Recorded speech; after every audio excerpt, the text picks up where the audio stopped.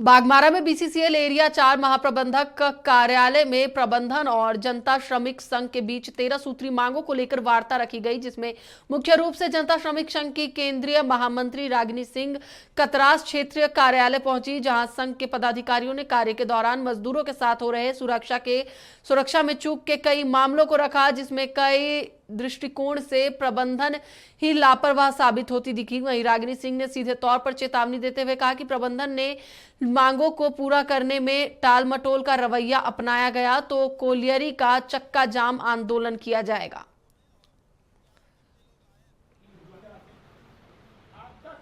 जिंदाबाद जिंदाबाद जिंदाबाद। इसको लेकर आज हम लोग बैठक किए और मुझे लगता है कि बहुत गंभीरता से यहाँ के जीएम सुने और सभी विषय पे बता बहुत बेहतर तरीके से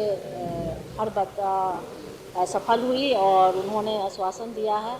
और मुझे लगता है कि सारे विषय पे वो सहमति जताए हैं। देखिए, ये यही नहीं, 12 एरिया में सुरक्षा को लेकर काफ़ी बीसीसीएल प्रबंधन घोर लापरवाही करती है, जिसमें कई हमारे मजदूर घायल होते हैं या कई लोग को जाने चली जाती है। इस पर हम लोग बार बार आवाज़